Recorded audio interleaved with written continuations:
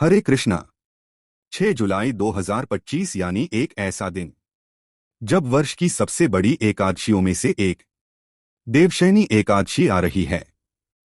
जी हाँ, चातुर्मास का आरंभ हो रहा है 6 जुलाई 2025 से और उसी दिन पड़ रही है देवशयनी एकादशी।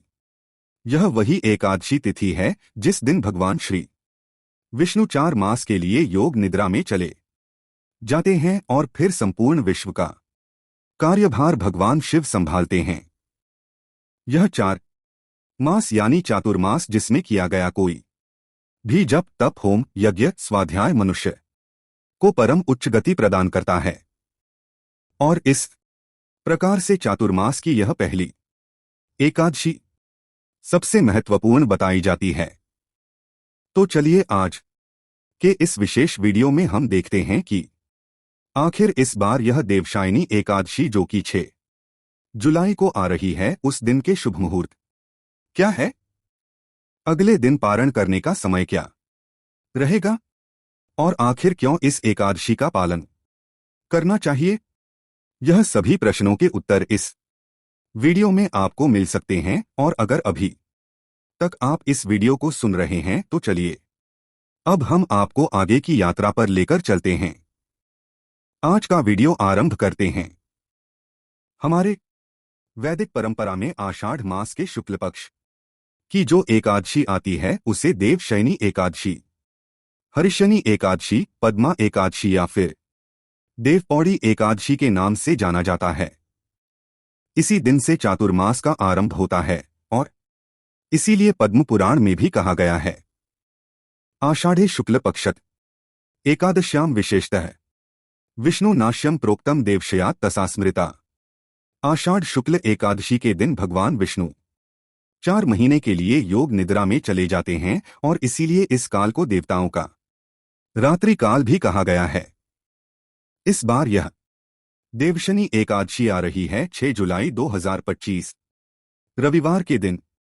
एकादशी तिथि का आरंभ होगा 5 जुलाई 2025 को शाम 6:58 पर और एकादशी तिथि पूर्ण हो रही है 6 जुलाई 2025 रविवार को रात 9:14 पर।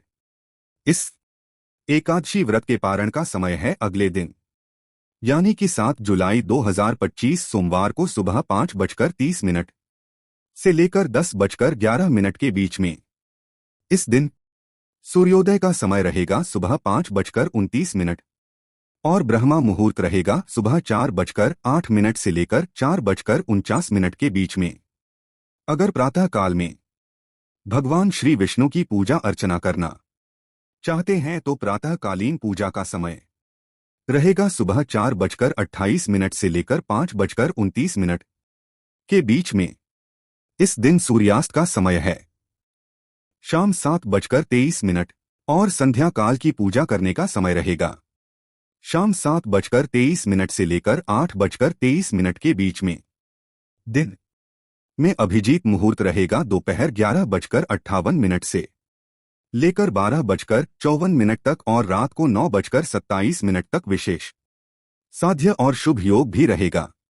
इसके अलावा त्रिपुष्कर योग भी इस एकादशी में बन रहा है क्योंकि यह वर्ष की सबसे बड़ी एकादशियों में से एक है और यह योग बन रहा है रात 9:14 से लेकर रात 10:42 के बीच में और रवि योग रहेगा सुबह 5:56 से लेकर रात 10:42 के बीच में। इस दिन राहु काल का समय है शाम 5:39 से लेकर 7:23 तक। इस प्रकार ये आने वाली देवशयनी एकादशी के विषय में कहा जाता है कि जो भी व्यक्ति इस एकादशी का पूर्ण श्रद्धा और नियम से पालन करता है और जो व्यक्ति इस दिन भगवान श्री हरि की सुंदर पौराणिक कथा को सुनता है उसके सहस्त्र पूर्व जन्मों के पाप नाश हो जाते हैं, उसे परम भगवान की विशेष कृपा भी मिलती है और यह वही एकादशी तिथि है जब भगवान श्री हरि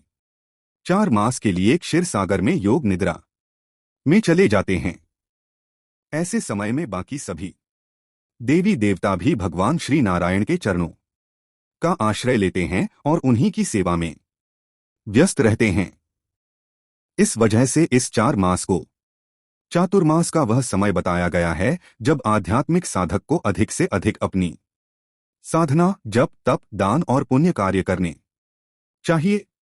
अधिकतर लोग देवशैनी एकादशी से प्रारंभ होने वाले चातुर्मास का पालन करते हैं। हालांकि इसमें चातुर्मास का पालन पूर्णिमा से किया जाता है।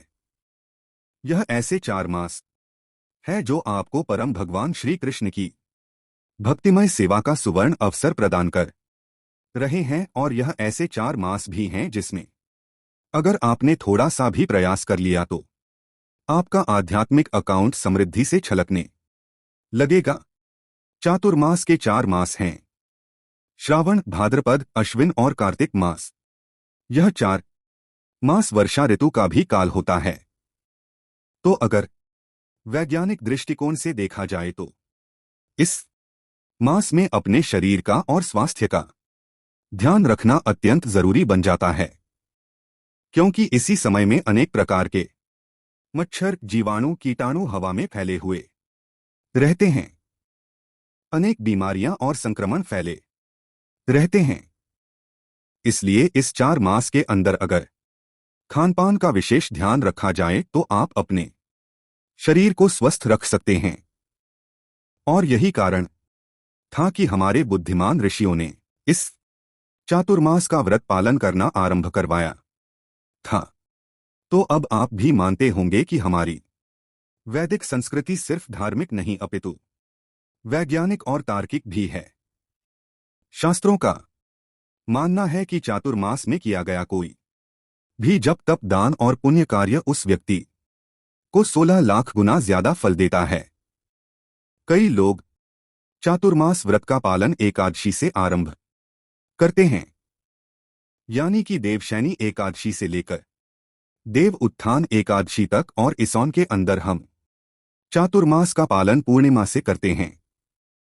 तो यह थी आने वाली देवपौड़ी एकादशी के विषय में संपूर्ण जानकारी।